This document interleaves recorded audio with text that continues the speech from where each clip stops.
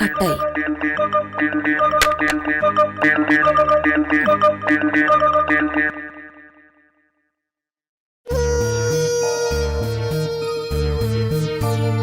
ഇതാരാ അങ്ങനൊരു പെണ്ണ് മോഹനേട്ടനെ ചോദിക്കാൻ?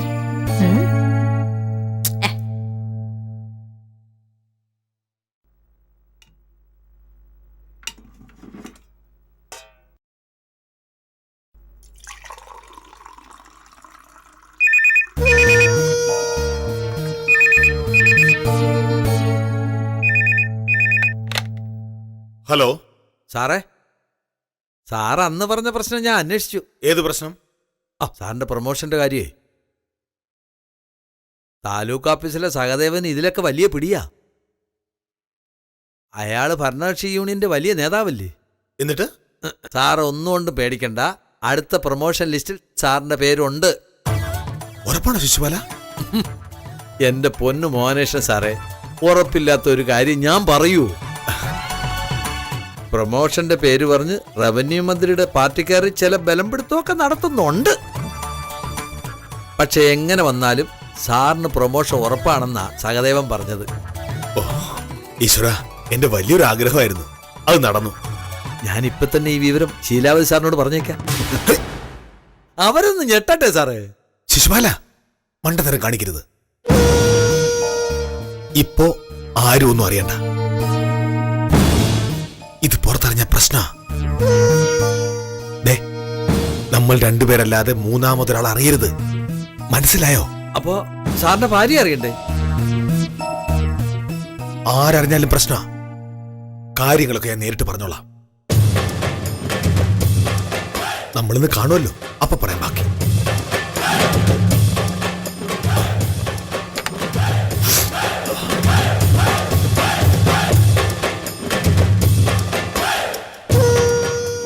ഞാനറിയാത്തൊരു കാര്യം. അവൾ ഏതായിരിക്കും?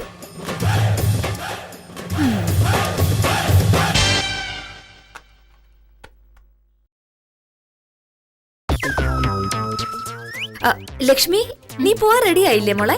ആയല്ലോ, ഇനി കാപ്പി കുടിച്ചാ മതി. ഇന്ന് ഉച്ചയൂണിന് ഞാൻ നിനക്ക് വേണ്ടി എന്താ ഉണ്ടാക്കിയെന്നറിയോ? നിനക്ക് ഏറ്റവും ഇഷ്ടമുള്ള ചിക്കൻ വറുത്തരച്ചത്. അയ്യോ, ചേച്ചി സമ്മതിക്കണം. ഈ തിരക്കിനിടയിൽ ഇതൊക്കെ എങ്ങനെ മാനേജ് ചെയ്തു? ഞാനോ മറ്റോ ആയിരുന്നെങ്കിൽ ഇതൊന്നും നടക്കില്ല.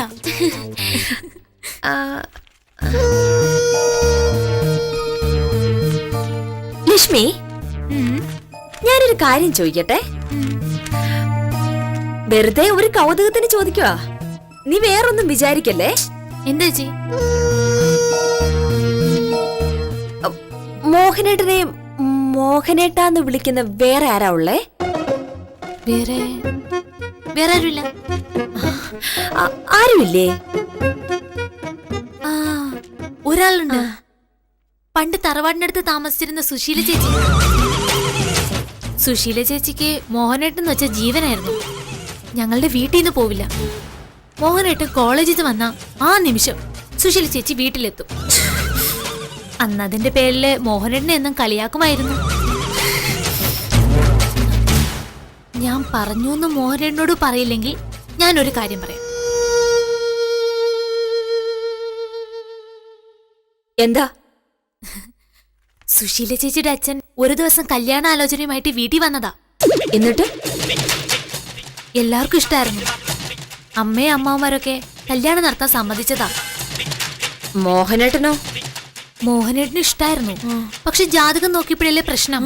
ഒരു തരത്തിലും ജാതകം ചേരുന്നില്ല. അതൊന്നും നോക്കണ്ടെന്ന് വല്യമാമ പറഞ്ഞതാ. പക്ഷെ അക്കാര്യത്തിൽ മോഹനേട്ടൻ വാശി പിടിച്ചു. ജാതകം ചേരാതെ കല്യാണം പറ്റില്ല എന്ന് തീർത്തങ്ങ് പറഞ്ഞു.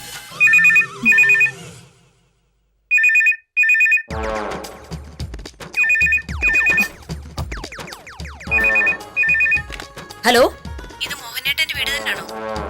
അതേന്ന് മലയാളത്തിലല്ലേ നിന്നോട് ഞാൻ പറഞ്ഞത്? ഇതാരും മോഹനേട്ടന്റെ അമ്മയാ? അയ്യോ, അവര് മരിച്ചു പോയിട്ട് വർഷം 6 ആയല്ലോ. അപ്പൊ ഇതാരാ? അതറിഞ്ഞാലേ പൊന്നുമോൾ അടങ്ങുള്ളൂ. ഹലോ ഹലോ ഹലോ ഹലോ, ആരാ പറഞ്ഞത്? അറിയില്ല. അത്യാവശ്യമായിട്ട് മോഹനേട്ടന്റെ അമ്മയോട് സംസാരിക്കണമെന്ന്. അവര് സ്വർഗത്തിലായാലും നരകത്തിലായാലും രണ്ടിടത്തെ നമ്പർ എന്റെ കയ്യിൽ ഇല്ലാത്തതുകൊണ്ട് കൊടുക്കാൻ പറ്റില്ല. അച്ഛ.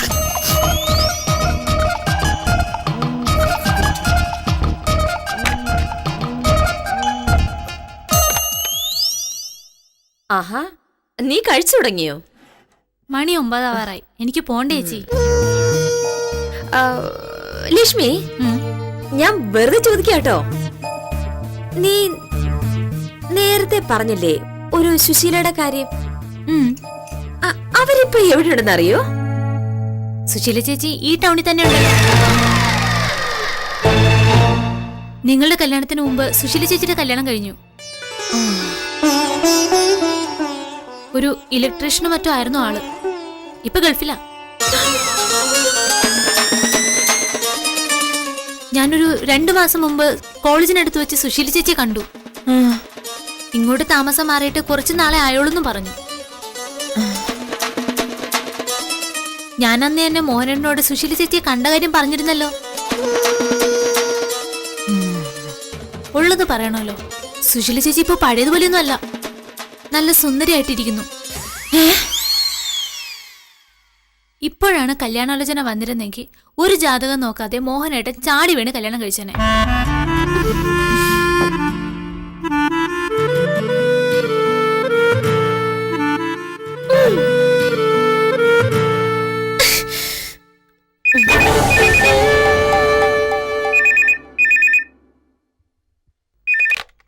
ഹലോ സാറേ, ഞാനാ. എന്താ ശിശുപാല? അതെ, സംഭവം എങ്ങനെയോ ലീക്കായെന്നൊരു സംശയം. എന്നെ ഇപ്പൊ ശീലാവതി സാർ വിളിച്ചിരുന്നു. എന്നിട്ട് മോഹനകൃഷ്ണന് പ്രൊമോഷൻ ആയെന്ന് പറയുന്നത് ശരിയാണോ എന്ന് ചോദിച്ചു. അങ്ങനെ ഒരു സംഭവം ഇല്ലെന്ന് പറയാൻ പാടില്ലായിരുന്നോ? എന്റെ പൊന്ന് സാറേ, ഞാൻ അങ്ങനെ പറയാതിരിക്കുക. പക്ഷെ അവർക്കൊരു സംശയം ഉണ്ടോന്ന് എനിക്കൊരു സംശയം. ആർക്കും ഒരു സംശയം ഉണ്ടാവരുത്. എവിടെന്നാ പാര വരുന്നെന്ന് പറയാൻ പറ്റില്ല. അറിയാലോ, ഇതെന്റെ ജീവിതത്തിന്റെ പ്രശ്നം. ഞാനായിട്ട് ആരോടും പറയില്ല സാറേ.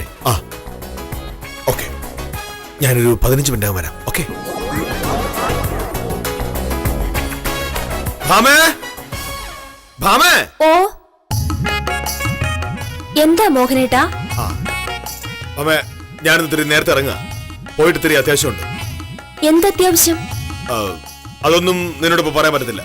സമയമാകുമ്പോ നീ അറിയും. സമയമാകുന്നതിന് മുന്നേ ഞാൻ അറിഞ്ഞല്ലോ സാറേ. സമയമാകുമ്പോ അറിഞ്ഞാ മതി. ഞാൻ ഇറങ്ങാ. മോഹനേട്ടൻ കാപ്പി കുടിച്ചില്ലല്ലോ. തിരക്കിനിടയിൽ അതും മറന്നോ? കാപ്പി കുടിക്കാനൊന്നും നേരമില്ല. കാപ്പി കുടിച്ചിരുന്ന പ്രശ്ന. ഇതിന് മാത്രം എന്ത് പ്രശ്ന മോഹനേട്ടാ? ഒരു കാര്യം പറയുമ്പോ ഇങ്ങോട്ട് മെക്കിട്ടേറാൻ വരരുത്. മോഹനകൃഷ്ണൻ ഒരു കാര്യം ചെയ്യുന്നുണ്ടെങ്കിൽ അതിനൊരു കാരണം ഉണ്ടാവും. മനസ്സിലായോ? ഒരു നല്ല കാര്യത്തിന് ഇറങ്ങുമ്പോഴാ.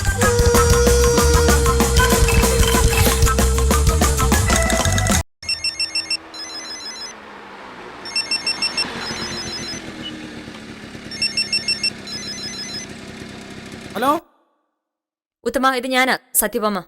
ആ എന്താ വക്കീലേ? എനിക്ക് അത്യാവശ്യമായിട്ട് ഉത്തമനെ ഒന്ന് കാണണമല്ലോ. വൈകിട്ട് മതിയാ? ഏയ്, അത് പോരാ, അത്യാവശ്യമാണ്. ഇപ്പൊ തന്നെ വരണം.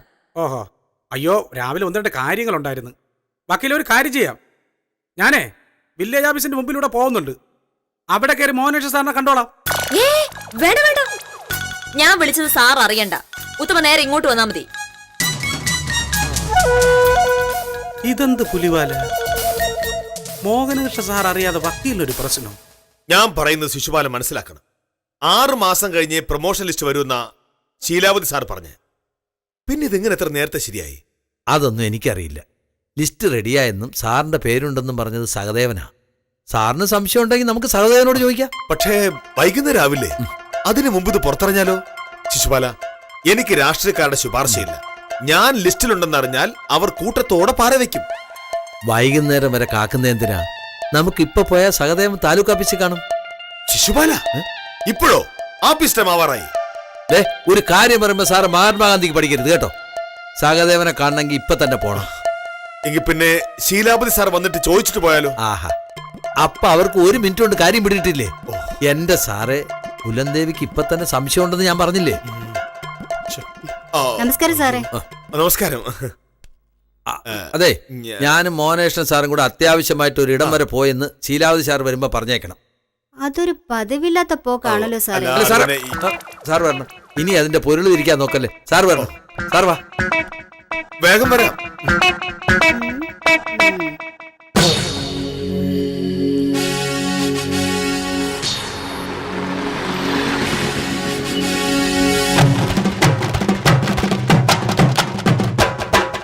ആ എന്താ വക്കീലെ പ്രശ്നം? രാവിലെ രണ്ടുപേരും കൂടെ അടിയായ? പിന്നെ? അതൊന്നുമല്ല. ഞാൻ ഒരു പേര് പറയാം. ആ പേരിൽ ഈ ടൗണിൽ ഒരു പെണ്ണുണ്ട്. ആ. അവളെ എനിക്ക് കണ്ടുപിടിച്ചാർ. ഇത് എന്ത് വർത്തമാനമാണ് വക്കീലെ ഈ പറയുന്നത്? 19,000 ആളുകൾ താമസിക്കുന്ന ടൗണിൽ ഒരു പേര് വെച്ച് മാത്രം ഒരാളെ എങ്ങനെ കണ്ടുപിടിക്കും? കണ്ടുപിടിച്ചേ പറ്റൂ. അവളുടെ പേര് സുശീല എന്നാണ്. പേരിലും മാത്രമേ അതുള്ളൂ, സ്വഭാവത്തിൽ ആള് പെശക. പെശകെന്ന് വെച്ചാ? എന്നെ കൊണ്ട് വിസ്തരിച്ച് പറയിക്കായിരിക്കും നല്ലത്.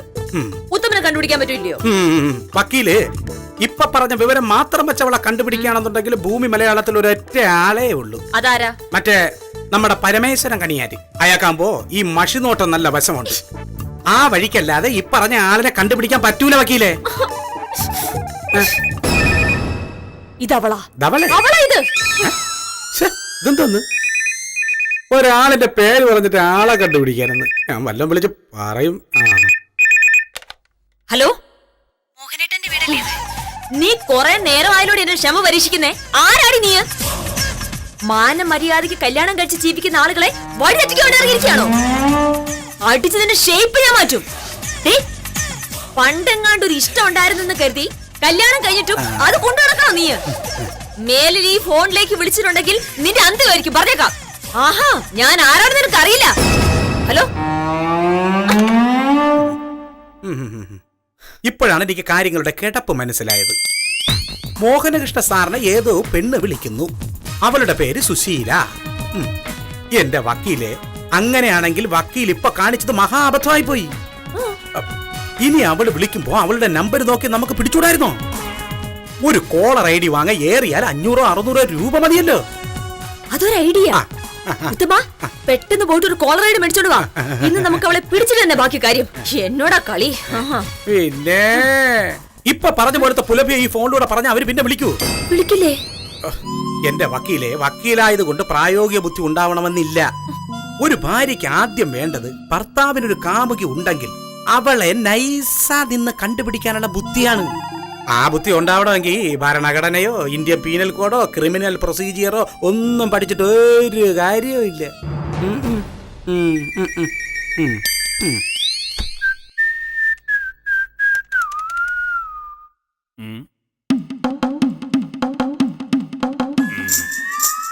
എന്താണ് സത്യഭാമേ? എന്തു പറ്റി? വല്ലാത്തൊരു വൈക്ലഭ്യത മുഖത്ത്. ഒന്നുമില്ല സാർ. അങ്ങനെ പറയല്ലേ. എത്ര കാലം കൊണ്ട് ഇയാളെ കാണുന്നത് ഞാൻ. എന്തിനോ ഉണ്ട്. തന്നെ ഇങ്ങനെ അപ്സെറ്റ് ആയിട്ട് ഞാൻ കണ്ടിട്ടില്ല, അതുകൊണ്ട് ചോദിച്ചാണ്.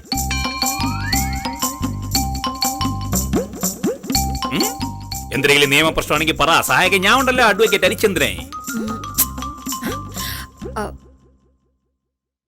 സാർ, ഒരു മനുഷ്യൻ, അയാൾ കല്യാണം കഴിച്ചതാണ്. ഭാര്യയോട് ഭയങ്കര സ്നേഹം. ഭാര്യയ്ക്കാണെങ്കിൽ അയാളെന്ന് വെച്ച ജീവനാണ്. അങ്ങനെ പോകുമ്പോൾ ഭാര്യ അറിയുന്നു അയാൾക്ക് വേറൊരു പെണ്ണുമായിട്ട് ബന്ധമുണ്ടെന്ന്. എന്ത് ചെയ്യും?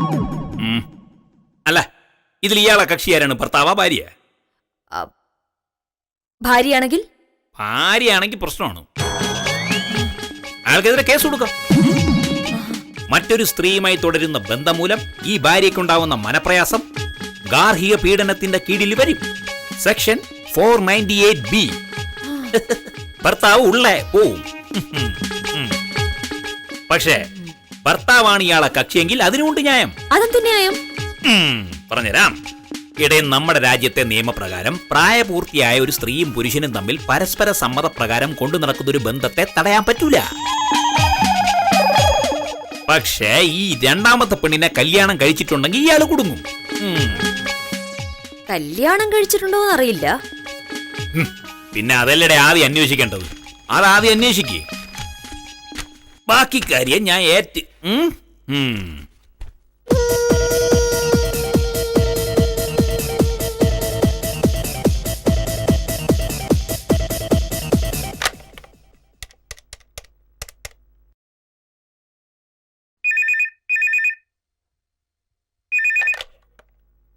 ഹലോ. വില്ലേജ് ഓഫീസല്ലേ? അതെ. മോഹനകൃഷ്ണൻ സാറുണ്ടോ? ഇല്ല. എവിടെ പോയി? അറിയില്ല. ഇതുവരെ ഓഫീസിൽ എത്തിയിട്ടില്ല. വീട്ടിൽ വിളിച്ചിട്ട് ഫോൺ എടുക്കുന്നുമില്ല.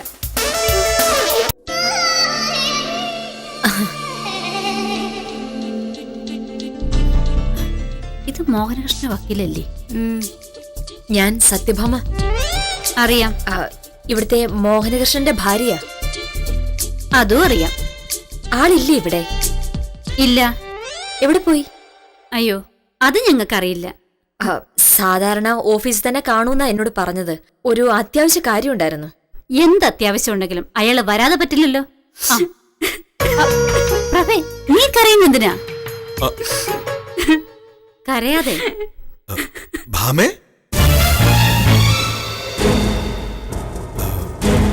നീ എന്താ ഇവിടെ? എന്നെ തീരെ പ്രതീക്ഷിച്ചില്ലല്ലേ?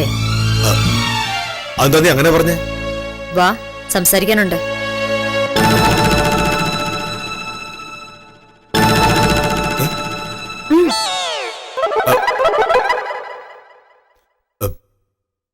എവിടെ പോയതായിരുന്നു?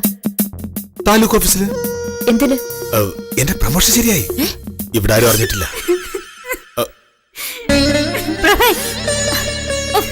കൊറേ നേരമായിട്ട് നീ മുഖം വീർപ്പിച്ചിരിക്കുക. ദാ ഇപ്പൊ കരച്ചില്. നീ കാര്യം എന്തെന്ന് പറ. ഞാൻ പിന്നെ കരയല്ലാതെ എന്താ ചെയ്യേണ്ടത്? കഴിഞ്ഞ 7 വർഷമായിട്ട് ഞാൻ ആ മനുഷ്യനെ പ്രേമിക്കുക. ആഴ്ചയിൽ ഒരിക്കലെങ്കിലും കാണും. കാഴ്ചയിൽ എന്താ കുഴപ്പം? മാന്യൻ, യോഗ്യൻ. ശീലാവതി സാറ് പറഞ്ഞ സത്യം. ആണുങ്ങളെല്ലാം കള്ളന്മാരാ. എന്റെ വീട്ടിൽ പറഞ്ഞ് കല്യാണത്തിന് ഞാൻ സമ്മതം വാങ്ങിച്ചു.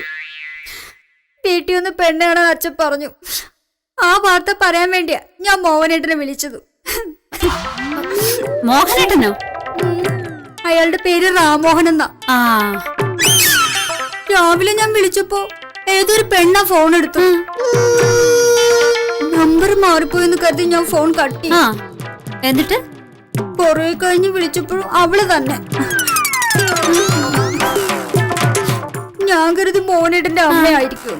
അത് ചോദിച്ചപ്പോ അവൾ എന്നോട് ഉടക്കാൻ പോയോടാ. എന്നിട്ട് പിന്നെ വിളിച്ചപ്പോഴല്ലേ സാറേ കാര്യം മനസ്സിലായത്. ഫോൺ എടുത്ത ഭദ്രകാളി അയാളുടെ ഭാര്യ. കഴിഞ്ഞ 7 കൊല്ലമായിട്ട് എന്നെ പറ്റിക്കായിരുന്നു വൃത്തികെട്ടവൻ.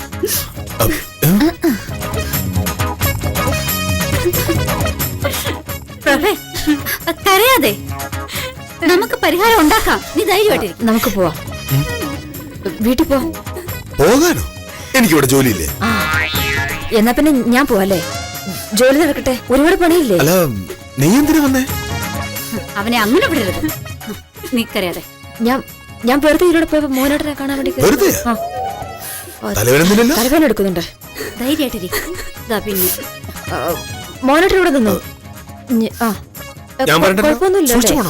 ഞാൻ പൊക്കോളാം.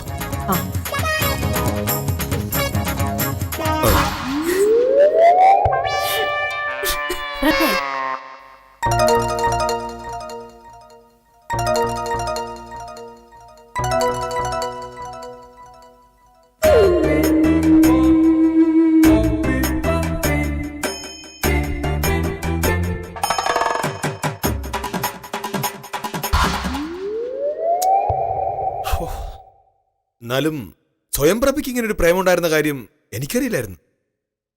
കണ്ടാലൊരു പാവല്ലേ? അതെന്താ, സാധാരണ പ്രേമിക്കുന്നവരൊക്കെ വലിയ കുഴപ്പക്കാരാണോ? അതല്ല, സ്വയംപ്രഭ ഒരു സർക്കാർ ഉദ്യോഗസ്ഥയല്ലേ. അങ്ങനെ ഒരാൾ ഏതോ ഒരാളെ ഫോണിൽ വിളിക്കുക, വേറെ ഏതോ ഒരു പെണ്ണ് ഫോൺ വിളിച്ചിട്ട് കരയുക, എത്ര ആലോചിച്ചിട്ടും എനിക്കങ്ങോട്ട് വിശ്വസിക്കാനേ പറ്റുന്നില്ല. എന്നാലും ആ മോഹൻ ഒരു വൃത്തിയിട്ടവനാ. കഷ്ടകാലത്തിന് അവൻ എന്റെ പേര് തന്നെ.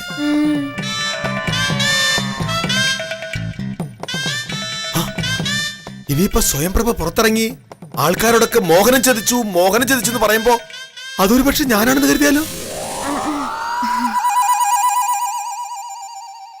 അങ്ങനെ കരുതില്ലേ? നാട്ടുകാരങ്ങനെ കരുതുമെന്ന് എനിക്കറിയില്ല. പക്ഷേ അങ്ങനെ കരുതിയ ഒരാളെ എനിക്കറിയാം. അതാര്? ആളുടെ പേരൊക്കെ ഞാൻ പറയാം, ആ, പക്ഷെ അതിന്റെ പേര് ദേഷ്യപ്പെടില്ല എന്ന് മോഹനേട്ടൻ എനിക്ക് ഉറപ്പ് തരണം. സ്വയം പ്രഭയുടെ ഫോണിൽ മോഹൻ എന്ന് 2 നമ്പർ ഫീഡ് ചെയ്തിട്ടുണ്ട്. ഉം. ഒന്ന് അവളുടെ കാമുകൻ റാം മോഹന്റെ നമ്പർ, മറ്റേത് ഈ മോഹനേട്ടനാ.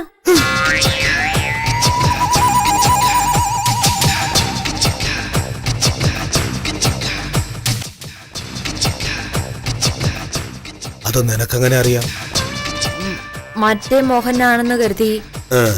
സ്വയം പ്രഭ ഇന്ന് രാവിലെ മുഴുവൻ വിളിച്ചത് ഈ മോഹനെയാ.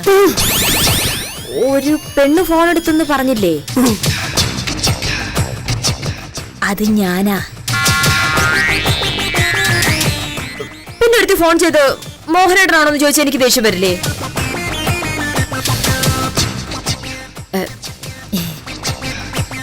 ഞാൻ വിചാരിച്ചത് ആ സുശീലയാണെന്നാ.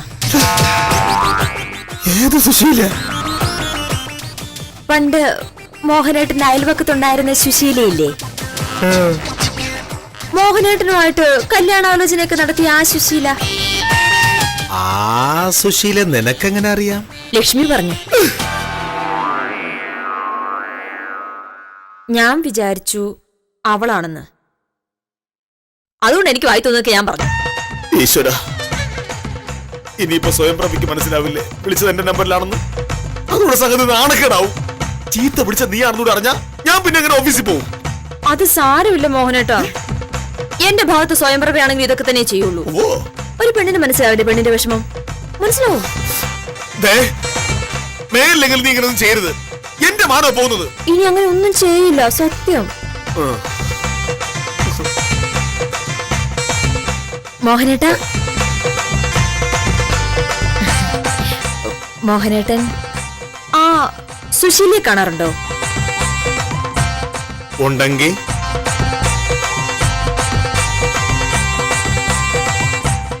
നിനക്കപ്പോ എന്നെ അത്രേ വിശ്വാസമുള്ളൂ? അയ്യോ, വിശ്വാസമൊക്കെ ഉണ്ട്, പക്ഷേ പക്ഷേ ഇനി അവളെ കാണണ്ടാട്ടോ. ഉം, അയ്യോ, എനിക്ക് അടുക്കള പണിയുണ്ട്, ഞാൻ പോട്ടെ. അങ്ങനെ പോയാലോ?